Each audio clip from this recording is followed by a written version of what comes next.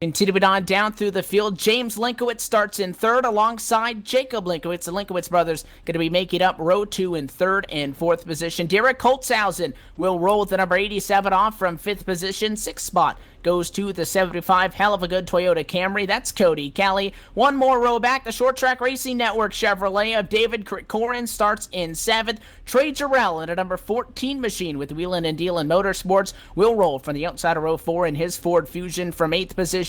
Ninth spot goes to the number 39 of Bill Martin, and rounding out your top 10 is the number 92 of Ty Spearman.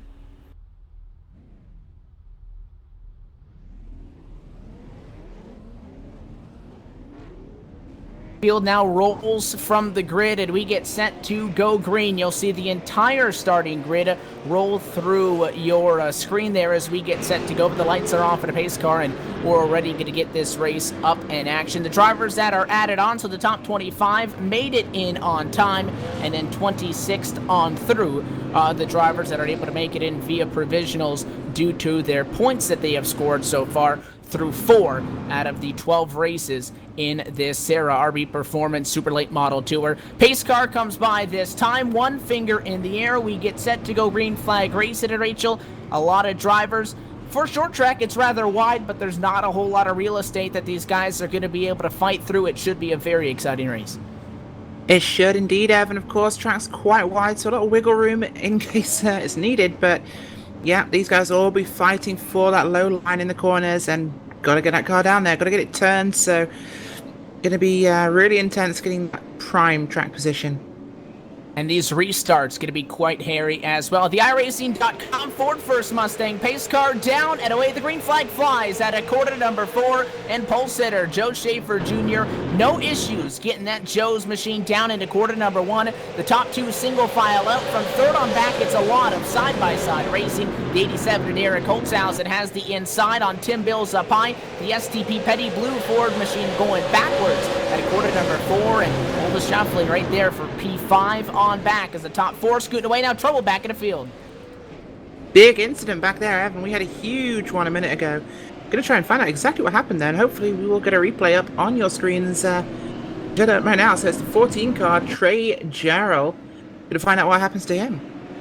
And that machine actually drove it away, but he was the start of it. A whole lot of other drivers end up turned around. Looked like 3 of them up together against the outside retaining wall. 3 more together down below the white line. You'll take a look at the LSRTV replay right here. It was the Short Track Racing Network, the Wheelin' and Dealin' Motorsports machine that got turned around. Got contact from behind as they were battling for 9th, but it was the 92 of Ty Spearman that got into the back of the 14. And we talked about how it was a very wide racetrack, Rachel, but you look at some of other oval tracks that appear wide, places like Dover. You get an incident, the track suddenly narrows up very quickly, and with those cars sideways in the middle of the racetrack, not a lot of those guys could do. The one car, the 50, get turned around initially, and at that point, almost the entire racetrack was blocked. At least 6-7 cars going to pick up a substantial part of damage at a very early caution flag in tonight's Triple Crown 200. The number 22 of Joe Schaefer Jr. remains up top via the pole position and a great restart, so he keeps that Ford on point for the moment. But you'll see a lot of shuffling as a lot of these guys going to be forced down to the pit lane to get some service here. Absolutely, probably don't want to come into the pits right now, especially not for repairs and very short pit lap times. So these guys are going to really struggle to get much done under these pace laps if they want to stay on the lead lap, of course, Evan. But yep, that 92 car, he just came in a little too hot. Ty Spearman there, he got to be aware of that on this sort of track. Some drivers are lifting, some drivers are braking, so you've really got to be aware of what the guy in front of you is doing, of course. And well, Spearman, he's still running close to where he started. He was 10th place starting his P12, so didn't hurt him too much, but carnage behind. And talk about that start though, Evan. Tim Bills in that 37 machine, he had a terrible start in the STP Ford. And that machine again started in second, sits 5th right now, so he should be better off on this one because he would be in an odd numbered position, but because he started on the outside, you saw him struggle there on that opening lap up at the front of the field. And again, this quick caution slowing thing down. The 02 of Stan Bragg Jr. sits in between our race leader and the pace car, along with Russell Berry, Joel Putty, and then Ken Belanger as well. All of those drivers, once the lights go off for the pace car, they'll get a wave by. They will rejoin the field up at the back of the pack, and they will not fall off of their lead lap status as they continue to get the racetrack cleaned up. Those drivers coming to the pit lane to get service done, lights off on top of the pace car, so already getting slated for the restart. LSRTV is happy to see the Sim Auto Racing Association back on air tonight, and a kind of a last-second deal here, but we're excited to be bringing you all of the Triple Crown action. One of iRacing's premier short-track racing leagues, featuring some of iRacing's best short-track racers on the service, is what you come to expect with this league. And an early caution flag, going to get a restart this time by Double them up, and once again the 22 in control. Lap 7 going to go in the books this time at a quarter number 4. Green flag back in the air.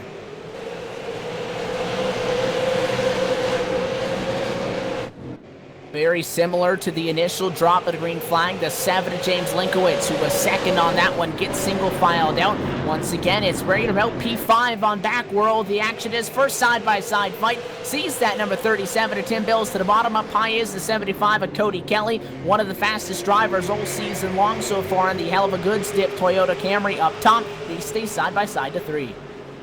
They do indeed. One of the cars stuck on the outside. There's a 29 car back in the field somewhat. That is the car belonging to, since we find out, that is Dale Owen. He's just managed to find his way down to the bottom lane now, so he will definitely be relieved to have gotten down, because he was going backwards up on the outside, Evan. Top 4 still playing nice, and it is a deadlock for P5. That time by 8 1/1000ths.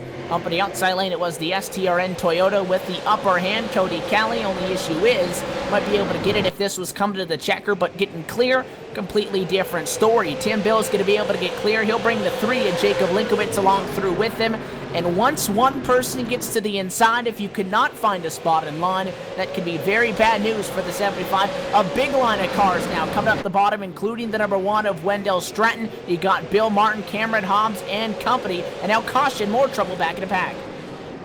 There is indeed. Back towards the rear end of this field, it's the 59 car there of Ken Belanger. He's been involved in a little bit of a fracas on the racetrack with the number 34 machine there. That is Joel Putty. Replay now up on your screens, of course. And coming out that turn 2 there, he just comes up, 34 machine moves up, just tags that left rear quarter panel of the 59, Evan.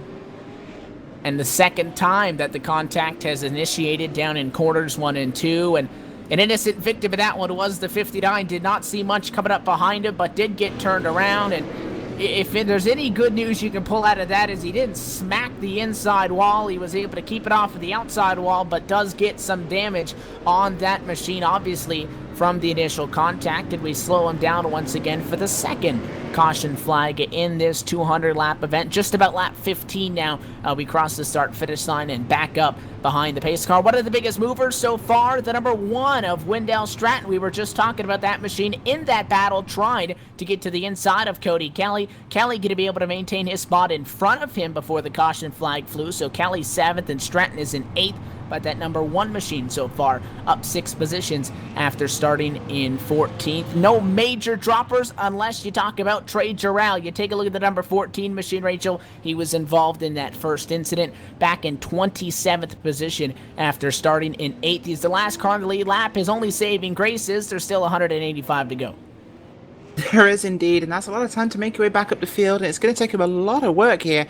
With the way this has been going so far, you almost have to hope for the car in front to make a mistake, push wide a little bit, get your nose underneath them. If you can do that, or get a better exit from the corner, poke that nose in there, you've got a pass, but these guys are really protecting the bottom. Couple of drivers having some discussions. Ty Spearman going to receive the EOL penalty for the earlier incident in this race. And again, very quickly turnaround. Sure, you do get about 3-4 laps of caution, but when you're only doing those at about 40 seconds, these cautions do go very quickly. Lights still on the pace car for a moment does give us an opportunity to talk about what this Triple Crown is. And for those that are involved and have a decent intelligence about how short track racing works, and you have some experience in that regard, yards. This is race 5 of 12 on the championship, so we talked about some additional spots in the field due to some drivers who are in a points battle. These Triple Crown races, with this tonight, the first of 3 on the year, you'll have one later on for race 9 and then race 12. These Triple Crown races will feature extended lap counts, an extra set of tires, and a separate points battle. So you're going for the overall points, you're going for the Triple Crown points, and when there's all those kind of prizes dangling on the line, some of these guys can, for a better way to put it maybe, lose their mind when there's something like that up for grabs, because everybody wants to win the big events, because that's the one that pays the most, and it's the one that'll get most talked about. It is indeed, of course, the glory from these big events, big motivator for drivers, not just the prize purse, but exactly, it's the glory of the major events, the major titles. So everyone wants to make those moves early. They want to get out front, they want to stay out front. It's safer up there. We've already seen that one little incident can collect a bunch of cars as we go green here at 5 flags. And that 22 via the control car up at the top of the field has, from when the pace car hits pit road till the sim actually throwing the green flag to get on the accelerator, and it has yet again allowed Joe Schaefer Jr. to get up in front of the field as they go right now. Linkowitz, the 3 car as well, David Kirkoren in the 66, everybody's single filed out up front, gonna go side by side down to corners 1 and 2. The battle is for P3. It'll go in favor of the Big City Race Cars entry of Jacob Linkowitz. They are all going around Derek Holtzhausen, the 87, stuck up high, 66 machine of David Kirkoren gonna get around him as well. He'll stop the bleeding and jump back down in line before falling to 5th. You will indeed. The number 37 car once again trapped on the outside there, that STP machine there of the driver. I believe that's Tim Bills once again. He's just finally found a way down in line. The number of cars still stuck out there. Of course, we had the number 1 car, Wendell Stratton. He was stuck outside. He's got back in now. 70's the odd one out.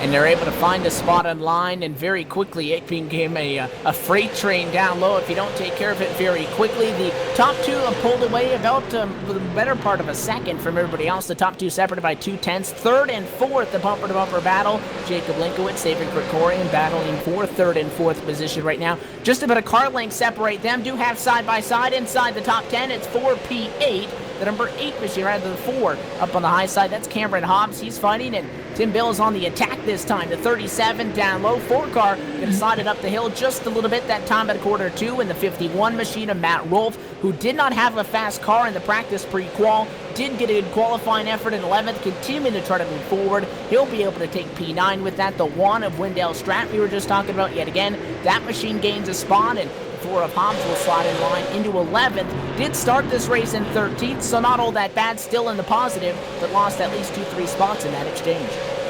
It did indeed. We had a car hard in the wall back there. That's behind the 70 machine.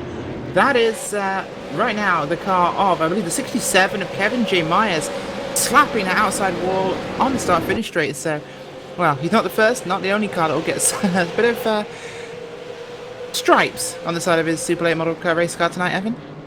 These cars are tough. They could take a little bit of a beating, but you don't want to have that be a recurring theme throughout the night, because eventually something's going to get knocked out in that race car, and if you're a little bit slow, you might get knocked out of the way. The pump and run, always a popular move at these short tracks. Do go side by side yet again. Again, though, the 4 of Cameron Hobbs slotted up to the high side. The 96 of Dalton England going to make the move of the Haas CNC Automation Chevrolet. He'll make the pass. That driver now up 11 spots from the start of this race. Cody Thompson, Dale Owen in a fight with their own selves for 13th. They now try to close into the back of the 4 machine. Hobbs just gets a little bit out of rhythm there. He loses a couple of spots, but once you get shaken up a little bit, kind of hard to find and regain that rhythm. And you see when these guys are being aggressive as they are, although it is a 200-lap race, nobody wants to wait to get to the front. They'll use you up for sure.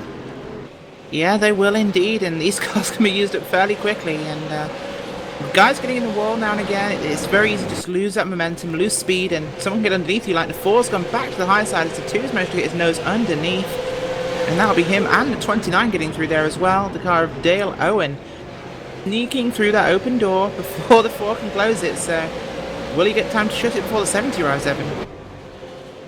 And again, you do see a lot of these drivers from back in the pack moving forward in this event. And again, because the qualifier session was a 5-minute close 2-lap solo car qualifying session before we went on, one mistake, especially if it's coming at a quarter 4 to the start-finish line, you destroy both of your laps, and if you've got a fast machine, that's it. So a lot of these guys maybe were saved by those provisionals, and they're showing that they do indeed have speed. Look at the number 67, Kevin J. Myers. That driver started in 32nd, already up to 15th position on the racetrack. He joins the likes of Dale Olin, Dalton England as some of the biggest movers in tonight's event. Check back in with the 37, Tim Bills. That Dodge Charger, actually, STP oil filters machine, started in second. We documented his struggles on the first 2 stints in this one, Rachel. Now that we're getting some green flag laps in, close it into lap 35 in this event. The 37 still sits 6 laps in the negative. He has fallen to 8th. He's behind Derek Holtzhausen and in front of Matt Rolfe, who's at 7th and 9th, respectively. Yes, indeed. And of course, we've had Joel Putty hit pit road in that 34 machine in the Black Hole Designs, Black Hole Motorsports machine, sorry. Looks like he's taking some damage repairs on that machine. He doesn't really expect to be able to gain much right now. He was falling back, so he's come in 9 laps down now. We have a car round. We have the number 13, I believe, or P13. That is Dale. Oh, no, it's not. Caution flag completely wrong. will fly, and they're hiding in the dark. It's a dark race car up there in the corner. Think it is the 02, the 21st position machine of Stan Bragg Jr. He got up into the fence after a whole contact with a whole gang of different cars. We'll work on getting the replay. This started with the 14 getting into the back of the 68. Looks like at a corner number 4. 02 machine behind that gets checked up, goes up the hill, and that Stan Bragg Jr. goes up, collects Matt Eddy, and those are the 2 drivers that are turned around. Then you got the 62 coming in here in a side-by-side fight. Not a whole lot of evasive action for that car to do when he was side-by-side. He ended up getting into the mix as well. The 33 machine of Mike Rhino gets turned around also, and again, very quickly. Although most of them were single file, one car gets turned around, and Chaos breaks loose down in 1 and 2. Yet again, Calamity Corner so far tonight claims a couple of more victims, and we go to our 3rd caution flag on the night, and we group back up behind the pace car approaching lap 40. I think it's a little bit of impatience tonight, actually, Evan, because that 02 car didn't want to check up. He tried to go to the outside there and start finish straight to avoid the slowing 14. And, well, he wasn't clear. The 88 was coming on his outside, and, well, it was the 2's fault, realistically. Guys not really wanting to check up, not wanting to lose time to anybody. So, that could have been a nothing. It turned into a massive something. And if we take a look at how they run right now, Joe Schaefer still up front. Nobody inside of the top 8 started worse than 9th in this event. So outside of that core group up there, not a whole lot of exchanging going on. 10th through 20th, that is where, well, the excitement has been. You got guys that have dropped over 10 spots, like Trey Jarrell, who right now is 11 in the negative. You have drivers that are up 18, Kevin Byers in that mix. That's the exciting part of this right now. The points that we talk about the season championship standings. Well, it is your race leader right now, Joe Schaefer Jr., that leads the RB Performance Super Late Model Series championship standings with 1 win on the year. He leads 6 points over David Krikorian, and you know, you look at them, there's also that individual points that we talked about. Nothing to talk about yet in that regard because that's completely determined on the finishing results tonight, but it's the golf point structure, we'll say, because first place walks away with 1 point, second gets second, etc. all the way through. The lowest amount of points accumulated in the 3 Triple Crown races are going to get the win and the champion of the Triple Crown in each of SARA's top 3 divisions. They'll win a little bit of extra cash at the end of the season. So we are taking a look at the Super Late Models. SARA also has the SK Shootout Series and the Pro Late Model Series as well. They all have their individual Triple Crown championships. On top of that, they also have a Street Stock Series. So they're racing Monday, Tuesday, Wednesday, and Thursday. If you want some more information on the Sim Auto Racing Association, go to simautoracinassociation.com or on Facebook at facebook.com/Sim Auto Racing Association. Already going back green. James Linkowitz in second, Jacob Linkowitz in third. They all trail the 22 car. Joe Schaefer Jr. once again going to look for that hole shot, and the caution actually going to be delayed 1 lap. A couple of drivers just now exiting the pit lane, got to get caught up. They have indeed, and, well, yep, extending this caution by another lap according to the flag stand. So this is going to be extended. These guys get a bit more time to rest and catch their breath, prepare for this next restart, of course. 42 laps in, so this is... We're nearly heading towards a quarter of the race distance, Evan. These guys still fighting it out, and do you think anybody has anything for Joe Schaefer Jr.? That 22 machine migrates up to the high side for this next restart. Again, he has that advantage of be in the control car. The last stint, James Linkowitz did not let him get away, but it didn't look like, unless we get down to the final 5 laps, that he moved them, that he had much for him. These cars are going to change throughout the next 157 laps, but right now, the 22 is the car to beat. Pace car down and away. Joe Schaefer Jr. once again on the loud pedal. Much better start for everybody. Second on back. The 7 machine going to be the first car cleared. Still in second, an NOS Energy Drink entry of James Linkowitz. Side by side for third. The winner of that is going to be the number 3 machine. Jacob Linkowitz takes that in front of Cody Kelly, David Krikorian and company. A lot single filed out for the first time after 1 lap and books off a restart. The top 10 all single filed for the moment. They are indeed. Tim Bells, he's sitting on the outside of the top 10 right now. We have an accident, big accident on the racetrack right now. That's a lot of cars involved there, and judging by this one, well, our friend the 92 is involved. He got loose coming out of turn 2, Evan. 67 collects him, and, well, it just goes wrong. No, a couple of those drivers are still spinning, trying to get around, but it was that 92 who looked like he was in a little bit of a checkup, maybe. Dale Owen in front of him checked up. Ty Spearman, who was deemed the cause of an earlier caution, as you take a look at the replay now, he ended up getting turned around, and again, track blocked. The 70, the 92, the 67, the 14, and a whole bunch of other drivers just trying to find a way through, and they were not able to do so. Back again under the caution flag. We're almost quarter distance home in the Triple Crown 200 for the virtual 5 Flag Speedway in Pensacola, Florida. We're going to step away for just a moment on LSRTV. We'll be back with more action with the Sim Auto Racing Association RP Performance Super Late Model Series.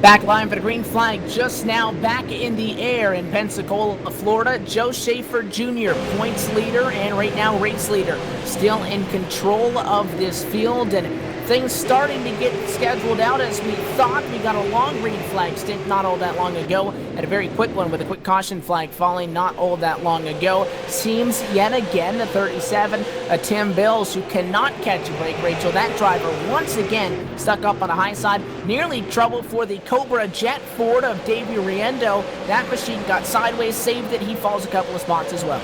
Yeah, great save from him back there. It was very nearly another caution flag for us, which would bring the total to, I believe, 5 right now.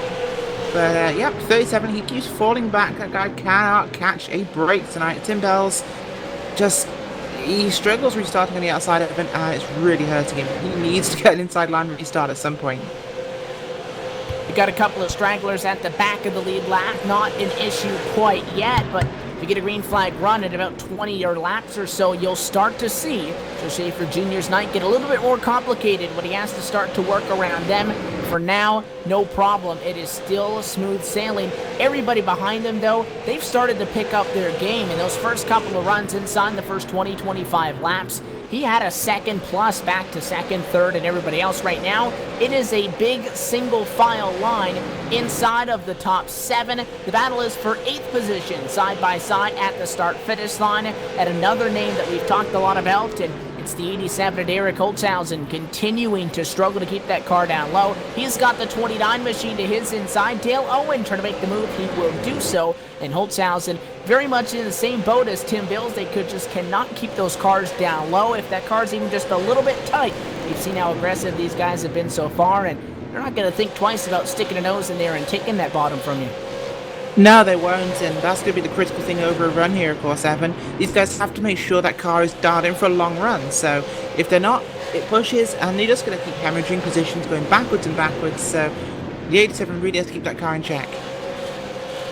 And he finds a spot in line as they run at the moment. In fact, everybody inside of the top 20, everybody on the lead lap, single file for the time being. Things starting to get exciting up front. The number 7 to James Linkowitz. He's continued to be trailed by fellow Linkowitz driver Jacob Linkowitz, who sits in 3rd. They are starting to try to put the bumper to the 2. He's in Contact the wall. that time at a 4. They put him in the wall as that 22 stepped it up the banking, trying to hang on to it. And goodbye, Joe Schaefer Jr. Linkowitz and Linkowitz getting through as well. Cody Kelly, David Krikorian through, and tragic for the 22 machine. Just a little bit of contact moved them up the hill. The bump and run puts Joe Schaefer from 1st back to 5th and puts James Linkowitz on top. It did indeed perfectly execute bump and run there. Of course, not trying to damage that car or get him to spin, of course, Evan. But you just want to give him a little extra speed coming out of the corner. It did exactly what it was meant to. He pushed wide, a little too wide for number 22 there, Joe Schaefer Jr. But it's got James Linkowitz the lead. Behind him, the other Linkowitz.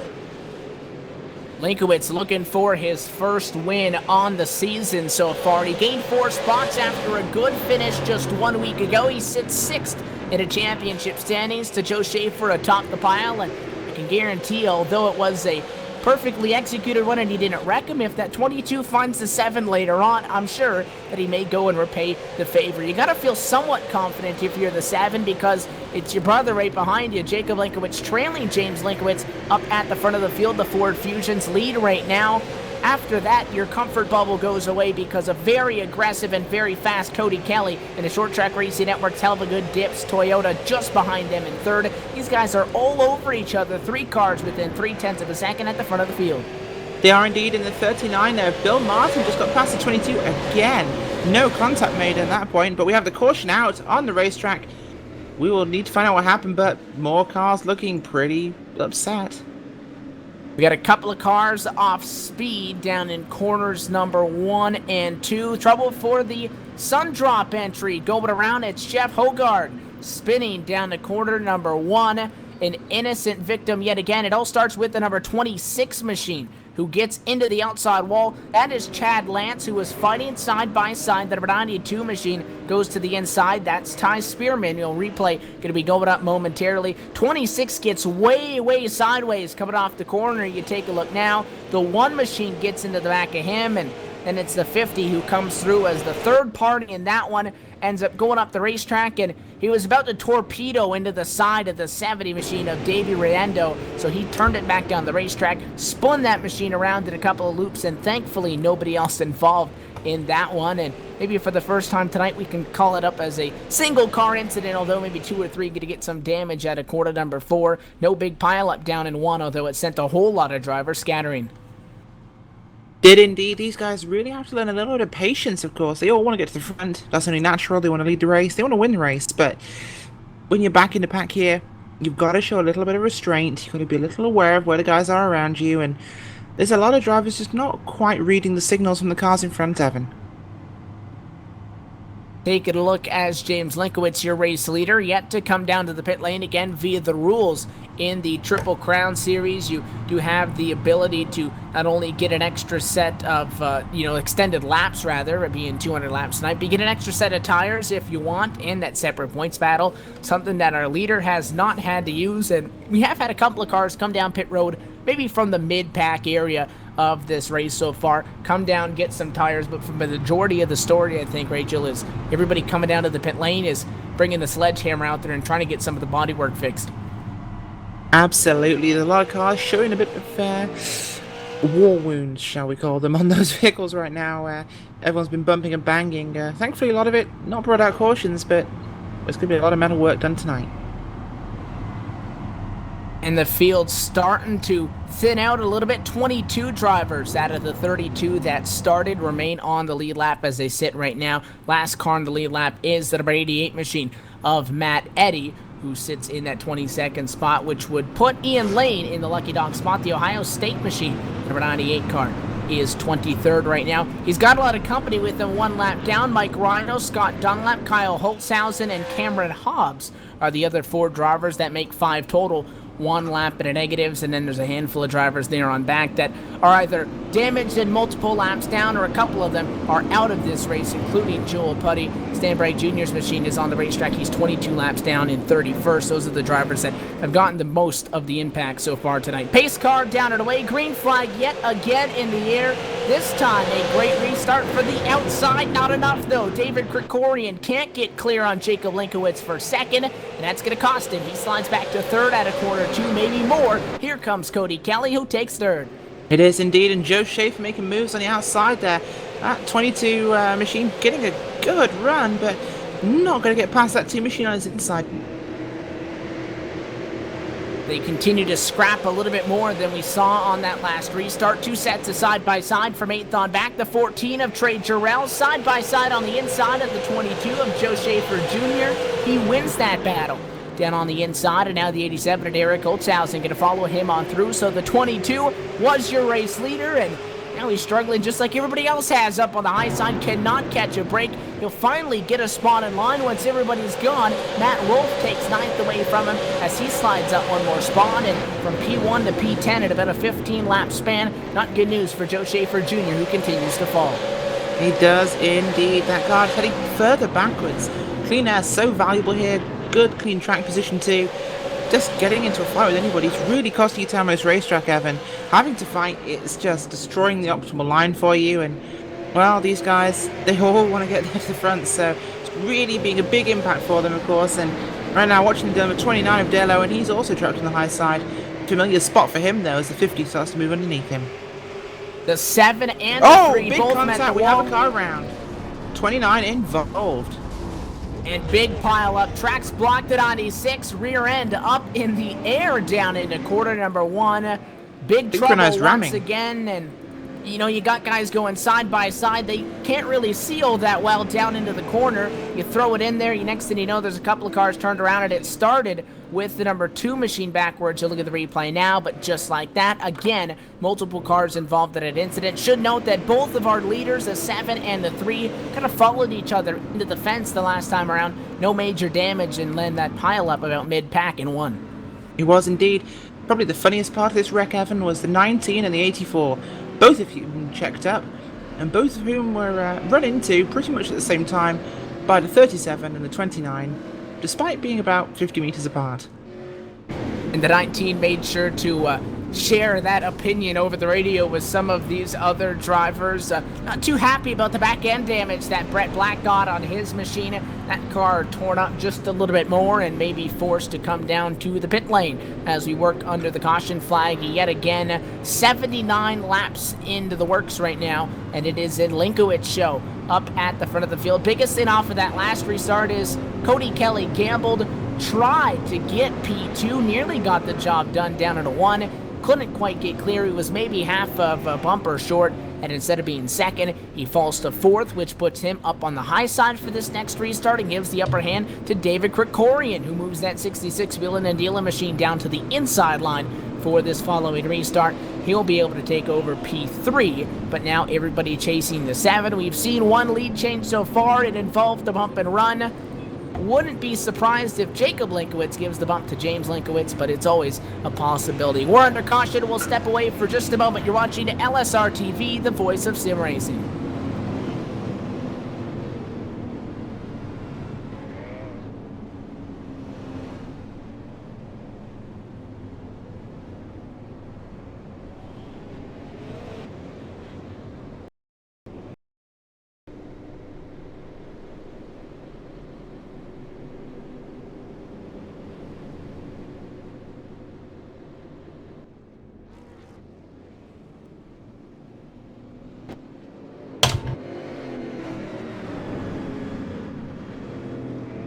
Back live has the caution flag. Going to be delayed for just one more lap, continuing to get some of the drivers at the back of this 32-car field. Now down to 20 on the lead lap, caught up. Big change on this one still is that 7 electing to take the outside lane via the league regulations. Keep an eye on David Krikorian and Cody Kelly, who have been having a little bit of a battle amongst themselves. They'll be side by side, 3rd and 4th in row number 2, but still a lot of cars on track, still a lot of fast cars on track, and there's still well enough time for this race to take a big shuffle. Restart going to be coming up with 116 laps to go. It will indeed, of course. That outside line, very valuable here, of course, Evan. You get a good jump as the leader, but more importantly, you get that high entry into turn 1, which just helps you with that momentum through the corner in general as the pace car is in and the leader's away. And a good start for that 3 as well. Jacob Linkowitz got to the left rear of the 7, drops back in line, and he'll settle for P2 for the moment. Krikorian takes 3rd. It's a 4th place for Cody Kelly. Trey Jarrell now up. That machine started in 8th position, has been picking his way through the field in the 14 machine up to 5th right now on the racetrack. But again, single file for the moment inside the top 8. First side-by-side fight yet again. Sees Joe Schaefer Jr. real close that time to the 68 of Kevin Berg. Very close stuff for P9. And again, the 67 forcing his way through down low. The 22 trying to get in line. He is indeed. He just cannot catch a break from a man that dominated the first few laps of this race. He has only gone backwards. Joe Schaefer Jr. dropping down to what will be P11 or P12 on the racetrack. Fighting too wide behind him, of course, but that 92 machine is on his rear now. He will definitely put his nose in if he gets a chance. And, well, Schaefer's car not performing in traffic. Jacob Linkowitz, the next driver to get out of line, and the 66 may have had a small part of that. Didn't move him, but maybe played a little bit of a mind game on him. He stuck the nose to the inside down into 3, and he wasn't there, but I think, Rachel, he made the 3 think he was, and that gave the room to him. They're all going through down low, the 66, the 75, now the 39 of Bill Martin trying to do so, and again, when you get up high, unless you can find a spot in line, there's really not a lot you can do, and these guys are really starting to pinch on each other. Close call there in 1. Not just pinching, we just had the 92 giving the bumper to the 22. Didn't get the position off him, but, well, the 22 will be definitely aware of that as the 68 heads backwards. Kevin Berg, back end of his car, looking like he's seen better days. And it was Berg who was just on the inside of Schaefer, making things close. Now the other way around, as that number 22 machine goes to the inside, he'll get the spot no problem, and he opens up the door for Ty Spearman to join him along through. It's going to be a side-by-side fight for 11th on the racetrack. The 3 machine of Jacob Linkowitz has found a spot in line. It's back in P6. But when you look at a guy like Linkowitz, who was able to keep pace with James Linkowitz right up there, nose to tail for the lead. You look at a guy like Joe Schaefer Jr., who at one point was pulling away from this field. Once they get back in traffic, they look just about as fast as everybody else, which shows you just how close all these guys are on speed. They are absolutely. That clean air, so valuable for the nose of his race car. Just helps you get the turn in there on the corners. There's looking at an onboard camera here from Jacob Linkowitz. That bumper cam, not quite as close to others as some of the guys in the field, but a great angle on just how steep this track actually is for a short track, Evan, as we have the yellow flag out. 59 around. And again, it is that 59 of Ken Belanger. Trouble for the machine that started 26th is 16th, and heavy contact to the front end of that machine. And he got more than just a little bit of help. Maybe this fight was for P19 or so. The 59 was scored in 16th at the time. You'll take a look at the replay now.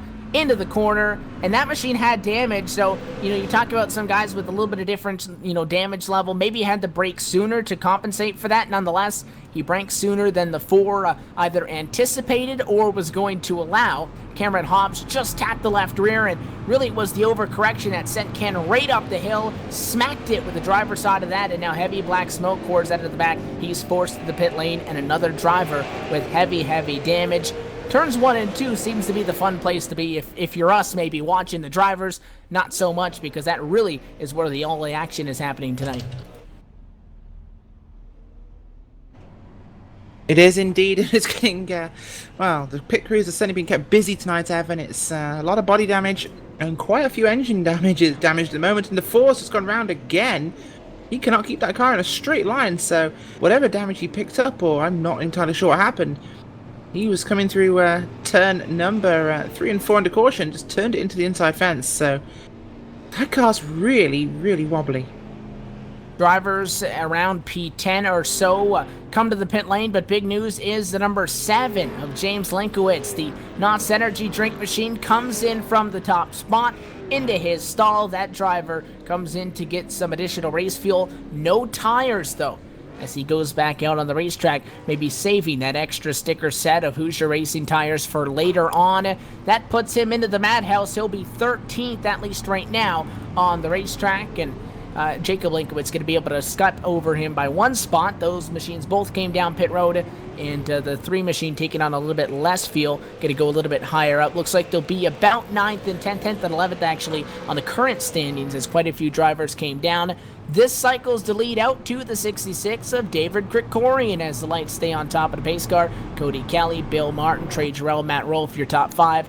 So far, the lead has been good for people for the most part, and then once you lose it, it has been very bad. So now the 66 knows that he's got a big target on the back of that Chevrolet right now, as he will pace the field for this upcoming restart. Lights on the pace car do go off this time by. We'll take the restart with 102 laps to go when we cross over to take lap number 99.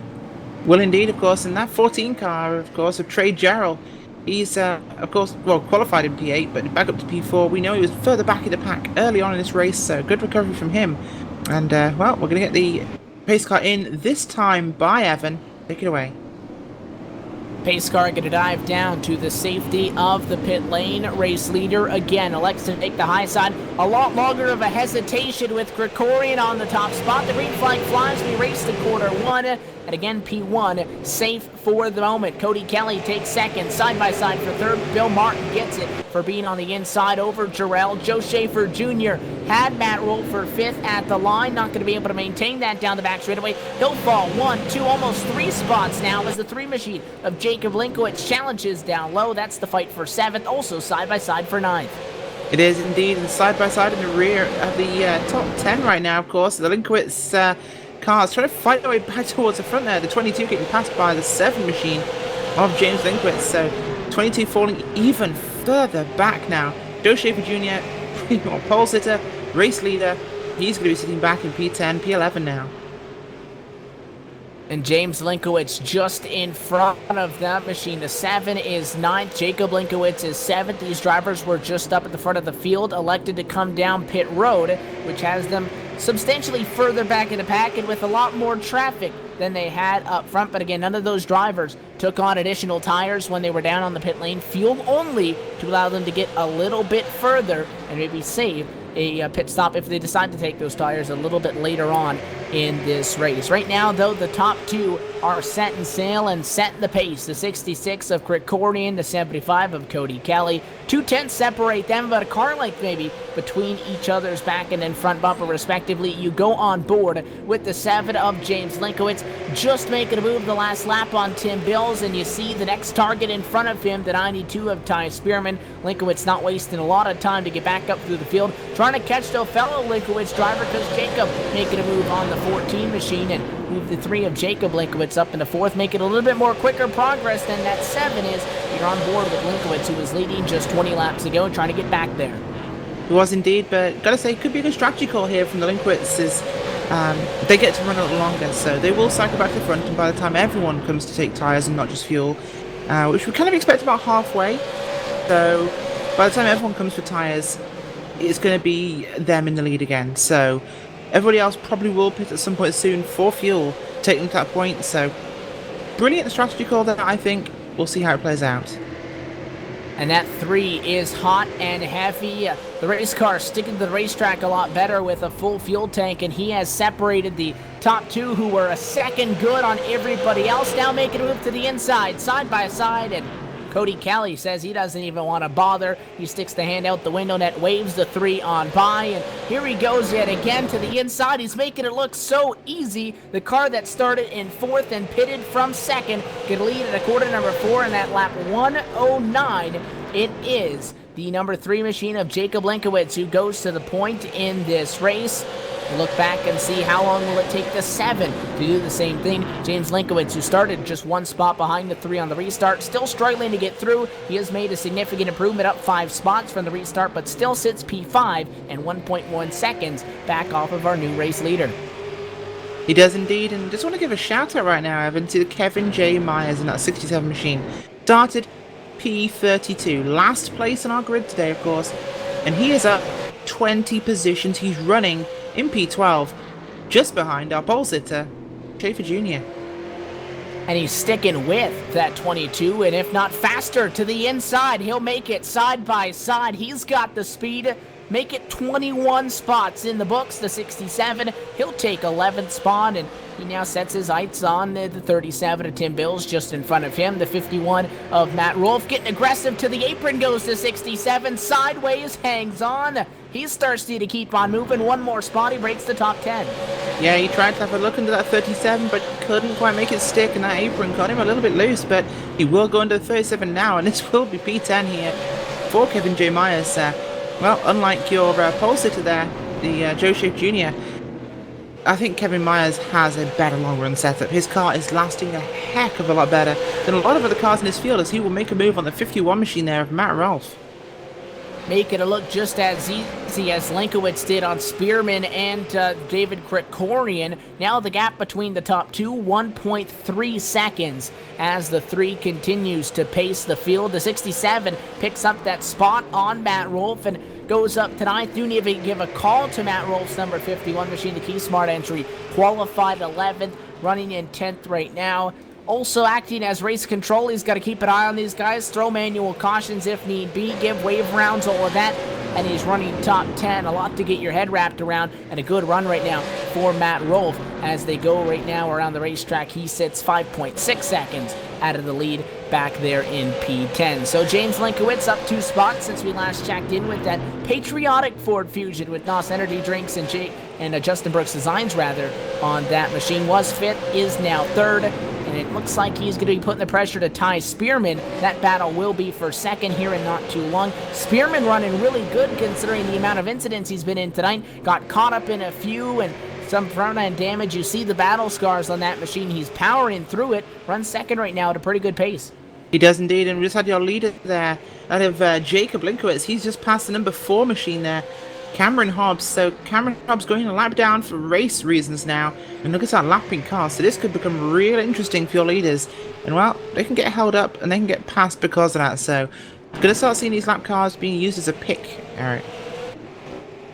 And we alluded to that earlier, when your race leader going to start to catch up to the abundance of lap cars right now. Many of them that have damage are out of this race. There's 4 lap machines actively on track. Kyle Holtzhausen, Ian Lane, Cameron Hobbs, and Dale Owen. The first 2 are 1 lap down, and then Hobbs 2 down, Owen 6 in the negatives. Not a whole lot of them, but eventually you're going to start catching up to the guys at the tail end of the lead lap, and it's going to get a lot more exciting, especially when you consider they're fighting amongst themselves for position, nor do they want to lose that lead lap status, because you can know tonight things can go from calm to chaotic very quickly, and the yellow could fall at any time. They want to hang on to that lead lap status, if not that, the lucky dog spot, for as long as possible. And you take a look at Jacob Linkowitz right now, just about half a corner in front of him.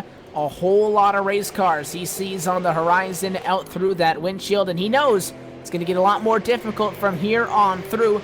good news for him is that James Linkowitz has not been able to get around Ty Spearman. Maybe the 7 had to use up those tires a little bit more, making a couple of additional passes than that 3 had to. He flew up on the 92 and then kind of just stalled out there, Rachel. He's 3/10 off of the 92, but more importantly, over 2 seconds in the rear to the 3 car. He's working around some more lap traffic. Beside the picks and the screens and the moving chicanes he's trying to get around, it's clear sailing, at least lap-wise and position-wise, for Jacob Linkowitz. He continues to lead, and he has 75 laps to go this next time by. He does indeed, and it was a very lucky pass there for him, because the lap earlier, the 1 nearly lost it coming across the start-finish line, so that car was pushing hard still on the lap, but neither him or the 29 could manage it, so they will both go 1 lap down at this point in time, and your leader is pushing hard, so for no tyres and heavy fuel load, that car is performing great. 17 now remain on the lead lap. The next driver to go a lap down would be the 70 of Dave Riendo. That machine about to lose the lead lap status as Jacob Linkowitz comes flying up behind him, goes to the inside in 3. The Ford Mustang at a yield high, no issue, and puts that machine 1 lap in the rear, slides the 70 to the lucky dog position. You're running lap times right now if you're your race leader, 17 seconds flat the last time around. There's a whole lot of drivers. They're kind of in groups. You got the top 2 separated by 2 seconds, but 5th through 7th, only half a second separate them. 8th through about 11th position, only about a second and some change separate them. So although the race lead, not really a big fight, and our race leader does have quite the bit of traffic he's working through, he's now starting to find clusters of 2-3 cars that are fighting amongst themselves. They may not be looking in that rear view mirror, and that's when things can go downhill quickly. He goes to the inside on a 19 this time. He does indeed, and as the further up this field he gets, the denser the traffic will become. So there's a very real chance he could get caught up in an incident not of his own making. And it could change the structure of this race at the front for a lot of these drivers. You're going to see the 2nd, 3rd, 4th places as we have a big crash in front of the leader. That was a very lucky moment there as leader going inside the 88 machine. He goes up high, hits the wall, tags your race leader, spins out. So that nearly ended it as I was just putting the commentator's curse on the 3. The 88 again, looked like he tried to go high to let that 3 machine by. You'll see the replay now. Caught the fence, and very easily that could have ended up, Rachel, with that 3 getting tagged and into the wall. He got hit on the right rear. Thankfully, nothing happened to him. The 88, a different story. Matt Eddy head on into the outside wall, up and over, slides a couple hundred yards. The sparks fly in the windshield of the 26, and somehow everybody dodges and weaves around it, and the 88 who was just on his lid continues to drive around. Unfortunate thing, the only thing that would have made it better is if he would have been able to keep that lucky dog spot. He falls 1 spot in the exchange, and it'll be Wendell Stratton in the number 1 car, a driver that we talked about being very competitive early, caught up in an incident, finds himself a lap down. That car going to be the recipient of the lucky dog, and he'll rejoin the lead lap as he gets the wave by that time, and we'll go back up to 15 in this lead lap battle. Bad news for the 3. If we talk about the positive of the near catastrophe that he avoided, you see some right side damage on that car. He's caught the fence a couple of times, a little minor damage. Big thing for him, though, is that big gap that he had is now gone. Spearman and everybody else going to be right on his doorstep for this next restart. Yeah, they will indeed, and, well, I can't believe I put the commentator's curse there on Jacob Linkowitz, but he managed to get away with that one very luckily. So, of course, Ty Spearman in that 92 machine, he's been running pretty well recently. That car starting out in P10. We also have Kevin Berg and Kevin J. Myers from 18th and 32nd. So, Kevin J. Myers, biggest mover in the field right now. Up, wow, just amazingly 25 positions on the racetrack. What a performance. And he may not be done quite yet. The Wise Guy Chevy up through the field. You said it there, 23 spots, or rather more than 23 spots, closing in at 27 in the positive right now.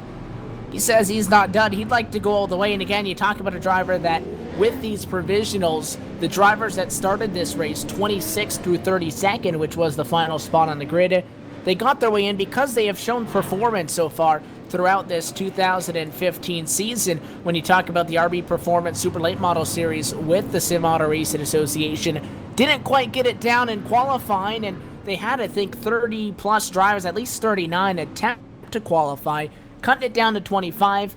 there's a chance that a couple of big names weren't going to make it. He benefited at the last second, really, from getting the final provisional. He's proven that that provisional was not a waste. He is getting that thing through the field, but let's look a little bit battle-scarred, a little bit more than some of the drivers in front of him. We double up. The lights already are back off on front of the iRacing.com. Ford first, Mustang pace car. Going to dive down to pit lane this time by. Linkowitz going to be in control, electing to take the inside for this restart. Well, indeed, and he gets away with it now. Linkowitz back, leading the front there. 92 not quite getting the restart he wanted.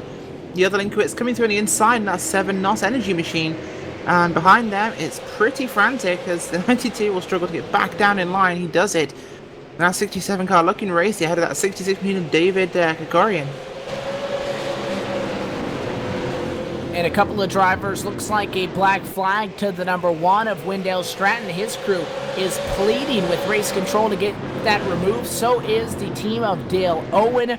They are trying to get stuff cleared after maybe a little bit of a checkup mid-pack. If you hit somebody in the line that you're not supposed to, sometimes you might get away with it, sometimes you may not. Race control frantically looking over that, and you know, you'd hate to get a penalty like that on something where you're just a victim of circumstances. Meanwhile, the lead lap amount of cars has gone down to 12. Side by side for P5, it's the 67 going backward for maybe the first time tonight.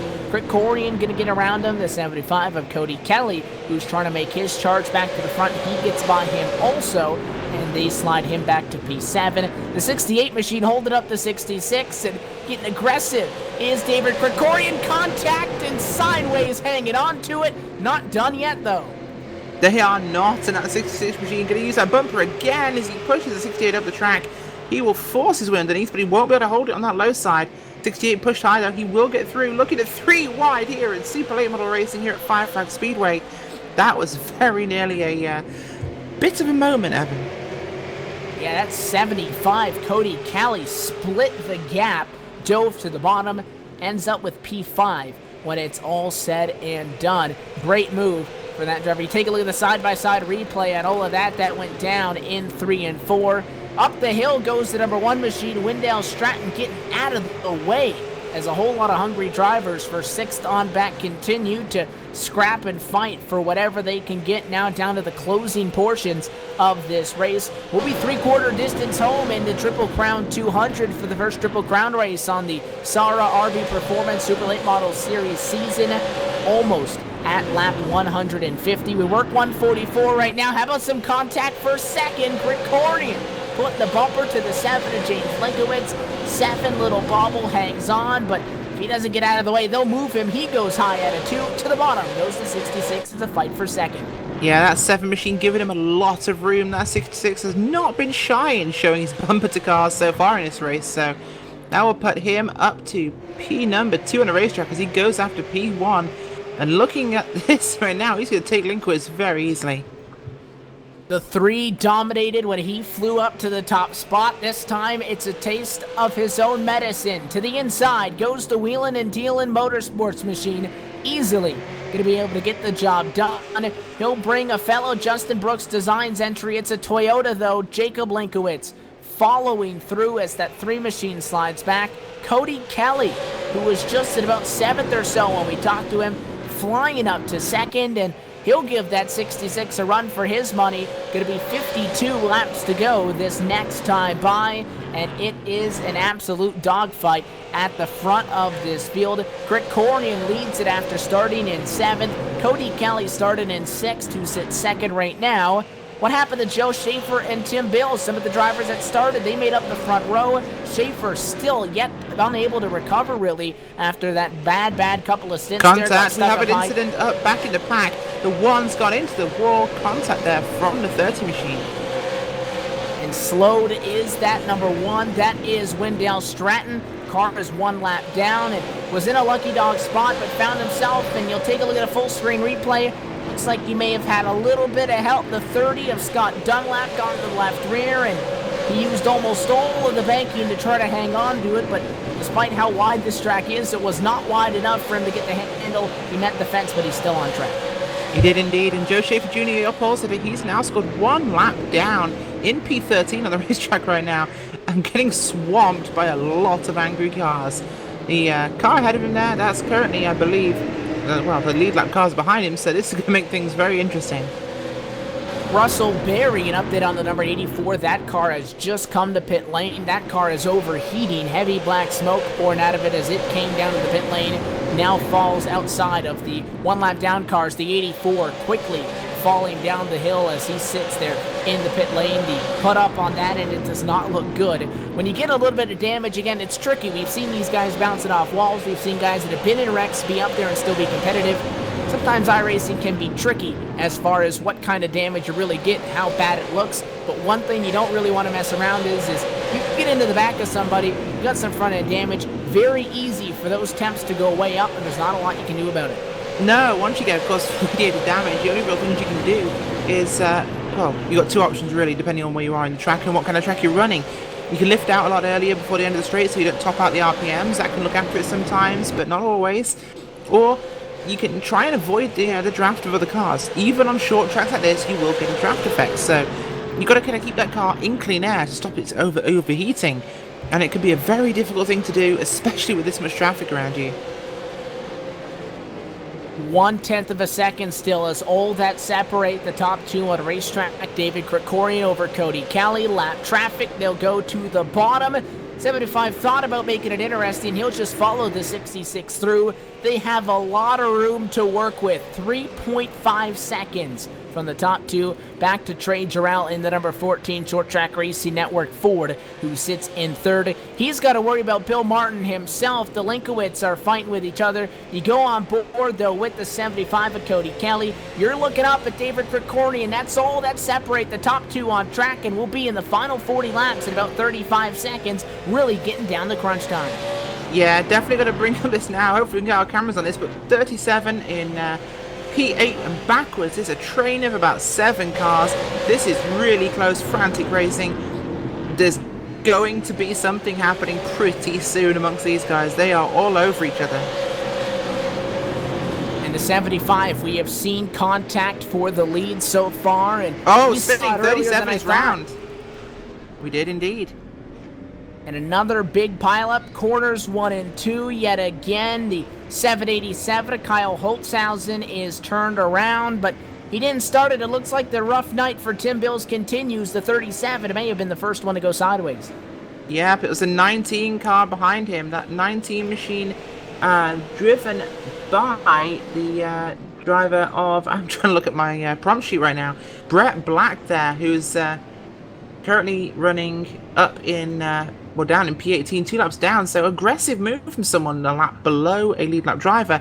Gets into that left rear quarter panel of the 37 machine, turns him round, nowhere to go himself, gets hit by the 787 and the one big pile up on the infield. And they're going to get that cleaned up.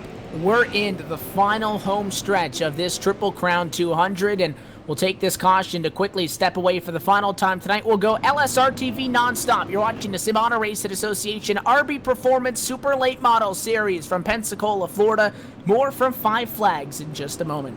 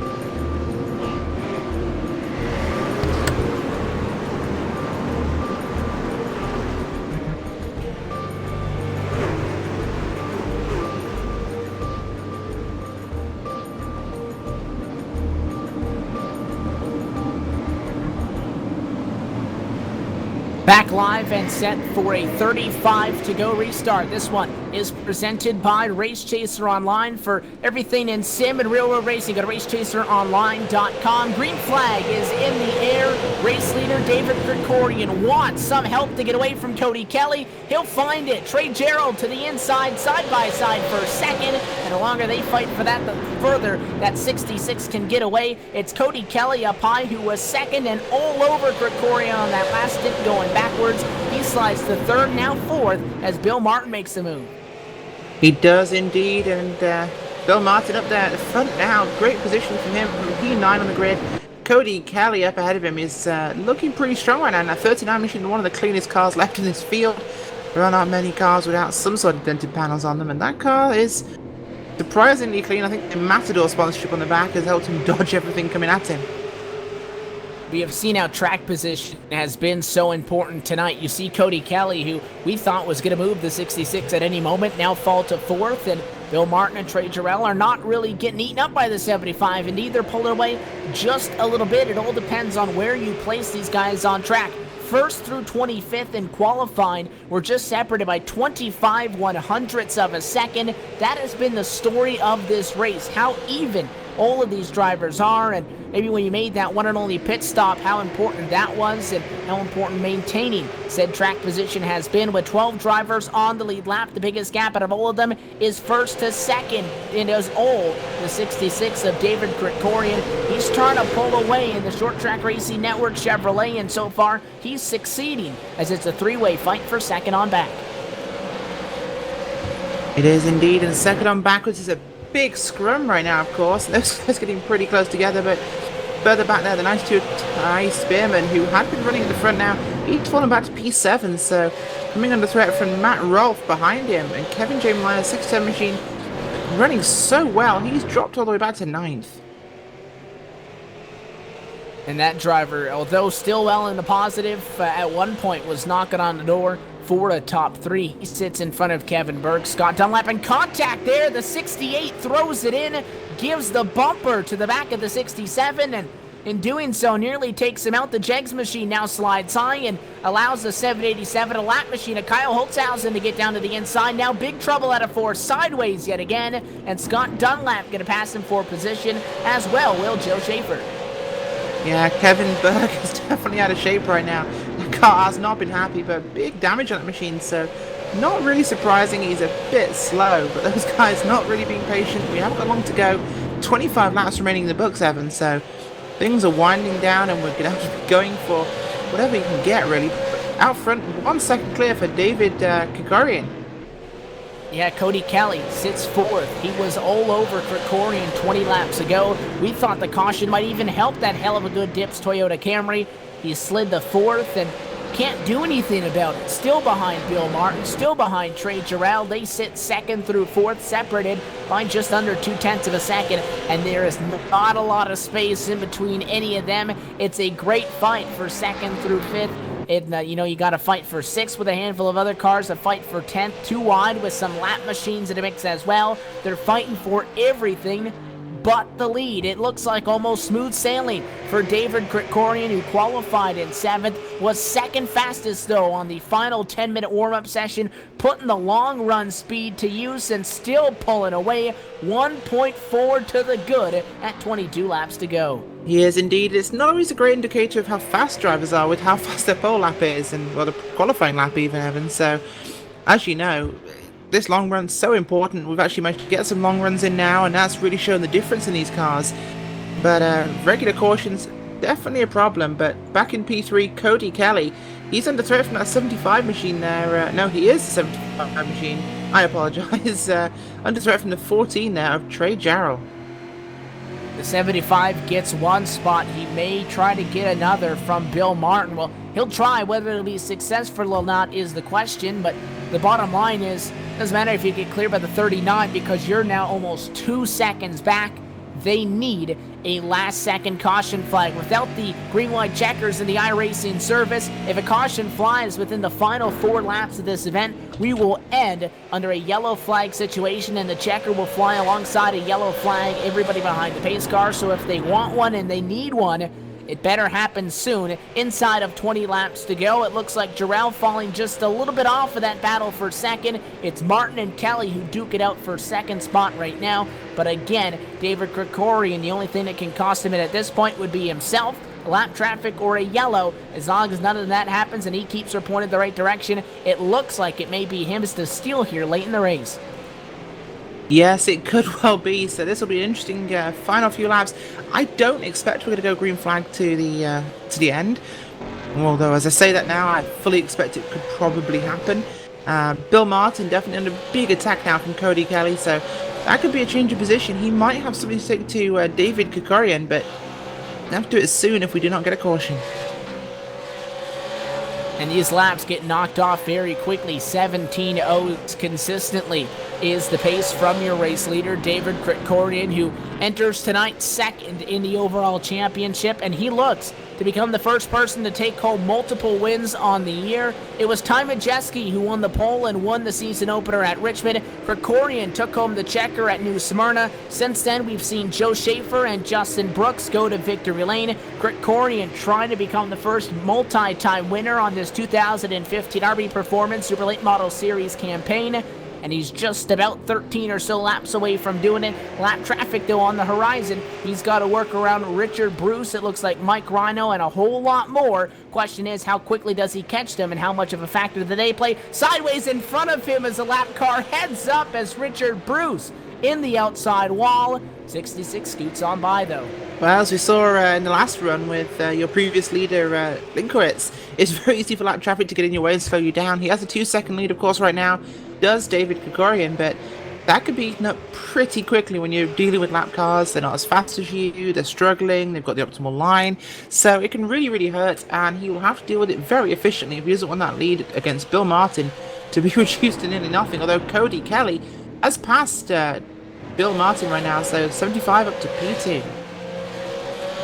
Krikorian to the inside, works around another lap machine, the 33 Revolution race seat entry of Mike Rhino.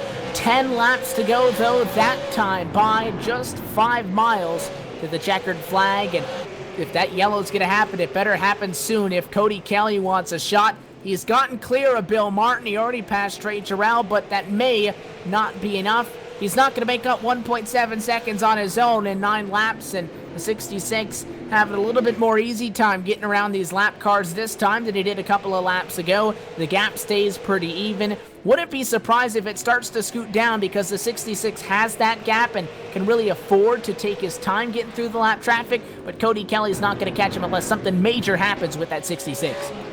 No, I agree. Probably wouldn't happen, but the 68 car has been definitely around a lot right now, so he's last car on the lead lap and will be come up to be lapped pretty soon, actually.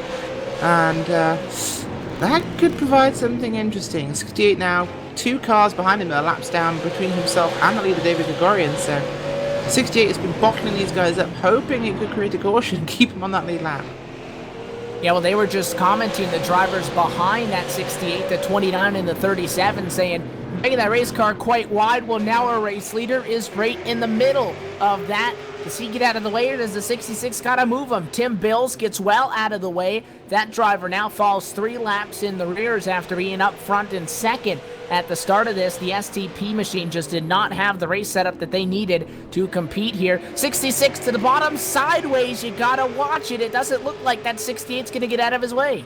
It will not. He's not moving. Expect the 66 to bump into him pretty soon, but he goes low down and let the leader through. Gives up that fight as he realizes it could be detrimental to his health, but making David Krikorian go the long way around. 37 going to try and take advantage as well, but that 68 machine will hold that bottom stubbornly. He's not going anywhere. But a 66, again, you don't want to beat yourself. He looked down low. That almost ended badly. The gap down to 1.2 seconds. Here comes Cody Kelly, but Kelly's got a whole bunch of lap traffic. Contact in front of him, sideways up the hill into the outside wall goes Kevin Berg. Caution flag is out. To the inside wall goes Dale Owen. Popsicle sticks are in the air, but that's going to be it. Krikorian will catch the pace car. He'll win it under caution. He will indeed. David Krikorian will take the checkered flag soon. Do you want to talk us through this incident? Well, we saw those guys fighting with each other. They settled it down a little bit when Krikorian came through, and then when Cody Kelly had to get his way around him. Again, got to 1.2 seconds, didn't think he was still going to be much of a threat. They got the caution. It was just a little bit too late for them. The white flag is in the air unless the 66 has some sort of catastrophic, an engine issue or something within the sim. Not uncommon to see some sort of a connection issue happen. It is sim racing. Our version of a mechanical failure is some sort of connection issue. Providing none of that happens, knock on wood, he's going to be able to get this. Everybody groups up behind him. It's Cody Kelly in second, Bill Martin in third, but out of the final corner, the second time on the RB Performance Super Late Model Series campaign in 2015, a winner earlier on in the race at New Smyrna. David Krikorian, checkered flag in the air at 5 flags, your winner in race number 5 on the year, and takes home the points lead in the Triple Crown Series. Good race win for that car, the patriotic paint scheme on board, and a congratulatory tap from the 37 to Tim Bill's fellow Justin Brooks Designs racer. Good win for Krikorian, had to work for it after starting in 7th. He did indeed. A great run through the field, of course. Joe Schaefer Jr., he made it back up to P6, which is impressive after being a lap down. Not sure how they managed that one, but there you go, because I don't recall him getting the lucky dog. But Joe Schaefer Jr. also finishes P6, so he won't be too upset with that one. But again, big shout outs to both the number 30 car, Scott Dunlap. He finishes P8 from P30. Devin Myers Jr., he will finish second to last on the lead lap in P number 11. So some good runs through here. Of course, those drivers in the Points Championship starting at the rear of this field definitely had good runs. It will take a good look at this race. They didn't win, but it certainly went the way they wanted. A couple of drivers looked like it was all theirs early. They got shuffled back. Then it looked like they didn't even have a shot at it in the end. Some of them made their way back forward a little bit. Some just did not have a night. But it's not your night. It's not your night. And it seems like every wreck you find a way into it. One driver that played the cards right is celebrating with his teammates on the front straightaway. It's a win for David Krikorian. He takes home the checker after starting in 7th, taking the race lead about halfway through, and ends up on top of the pile here at the virtual 5 Flag Speedway. We're going to step away for the final time tonight on LSRTV and come back and talk to some of your top finishers and catch up with the driver of the 66 machine in Victory Lane. The post-race show on LSRTV from Pensacola, Florida. We'll be back in just a few moments.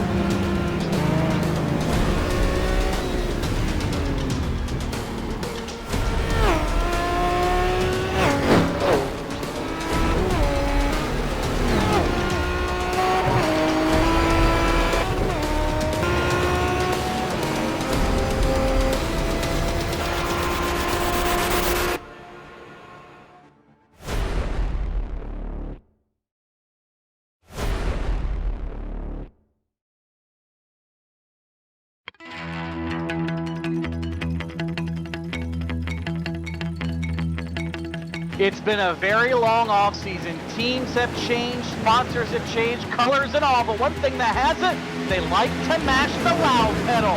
Green flag is out on the 2015 NASCAR Peak Antifreeze Series season. iRacing is the ideal platform for these broadcasts because we have the best racers, the best online racers in the world, and we have such a variety of racing, from NASCAR to Grand Prix style racing, sports car endurance racing.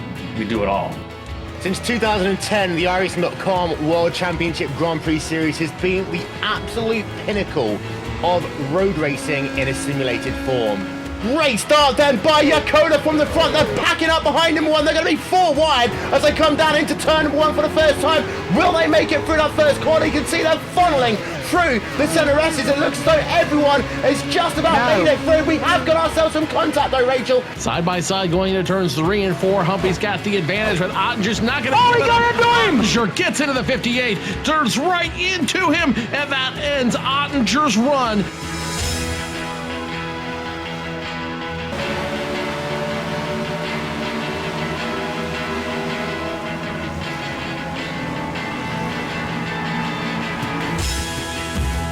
We do a lot of live broadcasts now. Every Tuesday is NASCAR night, so on alternating Tuesdays we do the Peak Antifreeze series, and on the other Tuesdays the B-Class series, which is the Xfinity cars, and sometimes we'll even do some short track racing depending on the schedule. Every other Saturday we do the iRacing World Championship Grand Prix series, so the best road racers we have. And we also broadcast some special events, including the Endurance Championship, which is part of the Road Warriors series. So we broadcast the Daytona 24, the Sebring 12-hour, we'll do the Watkins Glen 6-hour, several other races along there. And then, of course, the iRacing Pro Racing Champions, which is usually our biggest and most watched event of the year. That is short track racing, and that's how awesome this sim is, Joe. That's something you see on TV on highlight reels, and we just saw it here, live. We invite iRacers who are real-world racers, and they compete every December. Guys like Alex Gurney, Justin Wilson, Scott Speed, Ron Capps, the list goes on. Really some big name drivers from all major forms of motorsport. It's really neat to see them get together and race together. See Laughlin up top, down to the ball, gets turned! Laughlin gets turned! Caution is out foul at the front of the field! The easiest place to find the broadcast is on our website, iracing.com/live. So you can find some of our races on fanschoice.tv as well. A nice place to find iRacing broadcasts. You can also find it at mrn.com and peakauto.com.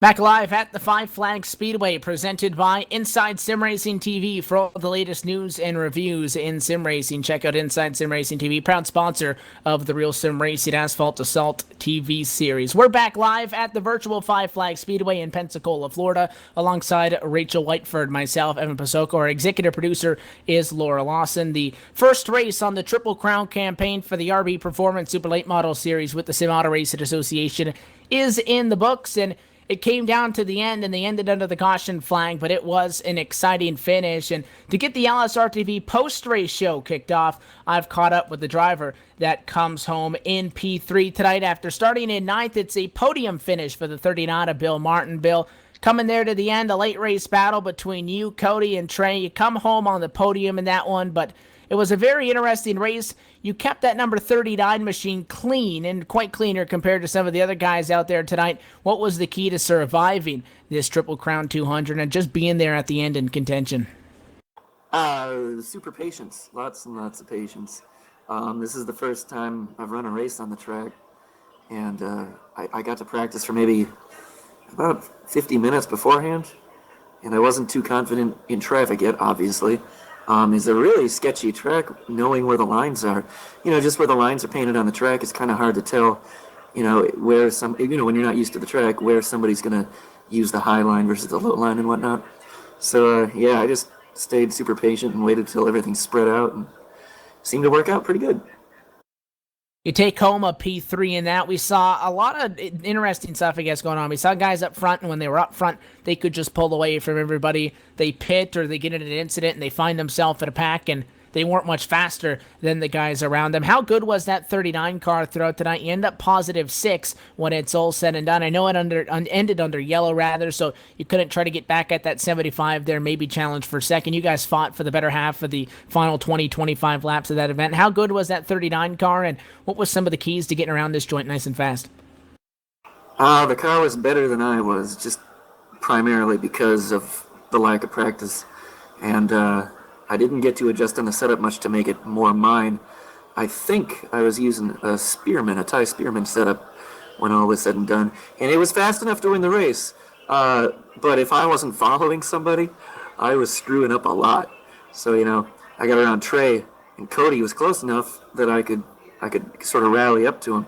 And as soon as I got around Cody, I started just weaving all over and screwing up. And then Cody got past me, and I was able to do it again. And then I know, he was just going to do that over and over again. I mean, we never would have caught Krikorian at that point. The caution flew, however, with no green-white checkers. It was not enough, and not early enough, rather, to give you guys another shot at it. It is a podium, and you get 3 points. Typically, that sounds very bad, but in our golf-styled points, Krikorian taking 1, and Cody Kelly just in front of you taking 2 points. A lot of the drivers are fighting as well for the overall Super Late Model Points Championship. You come into this one, you show up for the first Triple Crown. A good one. Are we going to see that 39 back on track for at least those final 2 Triple Crown races on the year after the good run tonight? Certainly going to try. I didn't think I was actually going to make this race. I'm in the middle of recording a whole album, and it needs to be done, yesterday. So I haven't been racing since the start of the official season.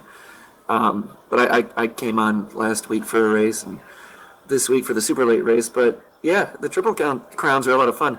Being a little bit longer, so there's a lot more strategy to it. Never knowing when the yellow is going to come out. So, when is the perfect time to get that second set of tires? I think that yellow flag with 40 to go would have been perfect, but you never know what's going to happen. For a little while, we didn't know if the yellow was going to fly with 100 to go, and that's happened before. So we were lucky it came out at all. And you're able to survive a rough and tough event for a lot of the drivers. 20 of them aren't able to finish on the lead lap, a lot of them with battle scars. The 39, one of the best looking on tonight, a very strong performance for your entry. You start 9th, you come home 3rd. Any sponsors or shout-outs you want to thank while we got you on the mic? I don't know. How about straight to the posse, because all the sponsors are phony anyways. Yeah, without the posse, it's hard to be fast sometimes. Ty Majeski taught me how to be fast a couple of years ago. Figured out how to do setups. So yeah, I owe everything to the team. All of them together as a combined unit really make it a lot of fun. Plus, it's a hell of a good time battling with those guys, and also with everybody on wheeling and dealing too. It's nice to do these races because it's not very often in the official races that you have that many people who are just as good as you are. So it's a great time. It's a pleasure to lose to them. A lot of the names that you talk about in those organizations as well, very fast in some of the fastest cars tonight. You were one of them as well. You come home with a podium. You'll be 3rd in the Triple Crown points after your 3rd tonight, Bill. Thanks for taking a moment to talk to us. Best of luck, and hopefully we'll see you back on track here later on in 2015. Thanks a lot, guys. I'll see you next time. So that is the driver of the number 39 machine. Bill Martin comes home in 3rd tonight in the Matador Racing entry after starting in 9th. Now I'm going to toss it down to the pit lane. Just a couple of pit stalls over. Rachel Whiteford is caught up with our 2nd place finisher, the hell of a good Toyota Camry. That's the 75 of Cody Kelly.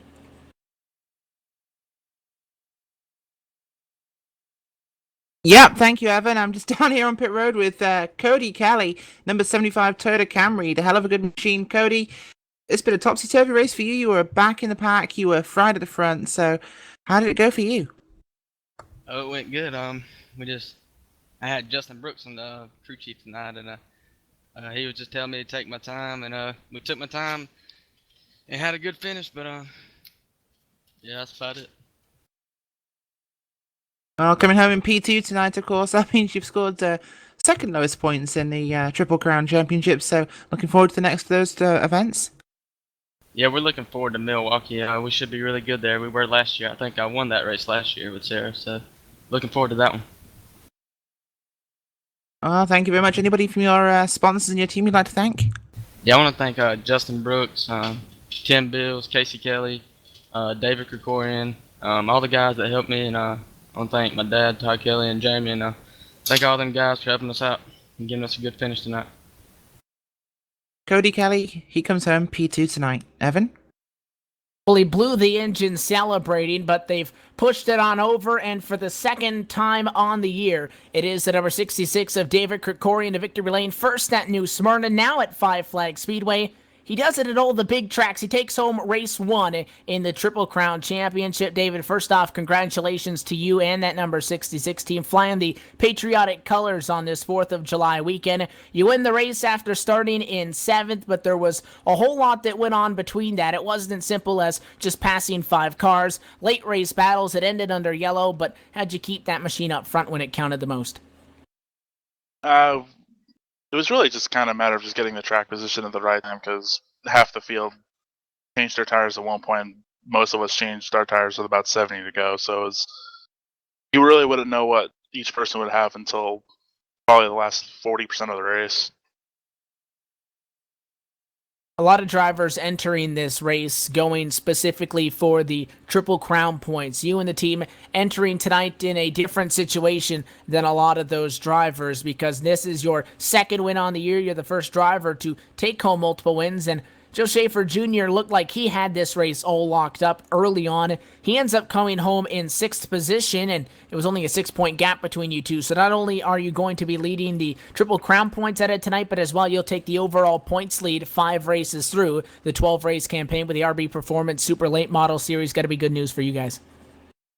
Yeah, it's actually really good news. I tend not to really do the best in the supers, and we've had a pretty good luck this season as far as actually getting good finishes, and we're almost halfway through the season now, so we're looking pretty good for the championship this season, I'd reckon.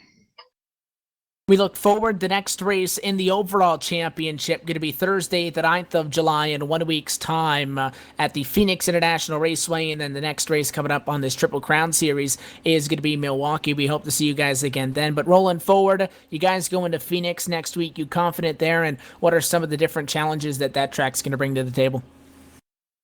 More likely, I'm pretty sure it's going to be the new Phoenix. We ran official there back in November, and we were pretty good there.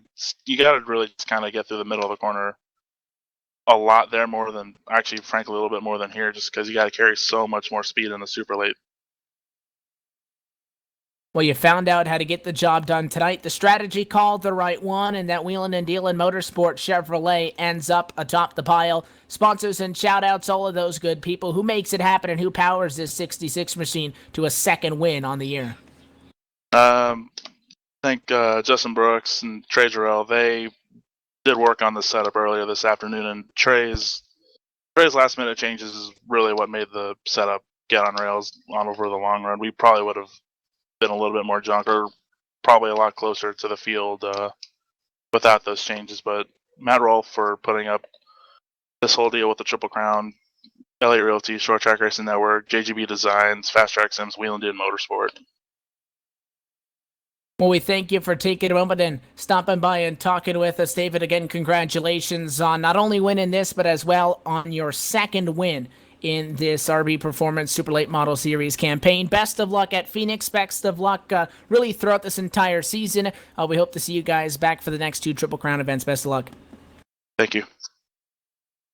So that is your winner tonight from the virtual Five Flag Speedway. We'll take a look at the LSRTV full field rundown. We talked to the top 3. It was Krikorian, Kelly, and Martin. We spoke to them, and they're not only the top 3, they're the top 3 in the super late model Triple Crown points, and Krikorian with the win, the second on the year, goes to the top of the overall point standings. It was Trey Jarrell in 4th and 5th place to Matt Rolfe, Joe Schaefer Jr., pole sitter in 6th. 7th position to James Linkowitz, Scott Dunlap at 8th, 9th spot to Jacob Linkowitz, and in 10th was Ty Spearman. Kevin J. Myers, 11th, 12th position, and final on the lead lap was Wendell Stratton.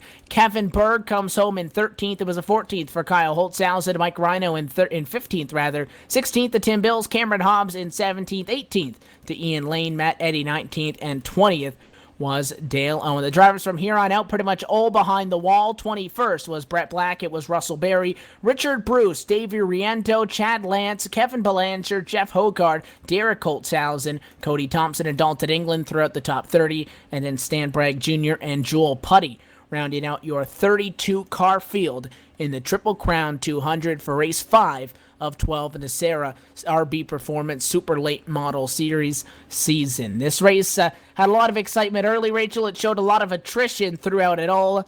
But the pit strategy call, that added set of tires that these drivers were given specifically for these special Triple Crown events, was the difference maker. Krikorian's crew made the right call. They held on late, and with that, he becomes the second, or rather the first winner to take home 2 wins on the year. He leads the overall points and the Triple Crown points. Not a bad deal for the 66 team out of tonight. No, it wasn't indeed, and well, they were exactly where they needed to be at the right time, which is everything to do with racing. Doesn't matter who leads the first 199 laps. If you're leading on lap 200, that is all that matters.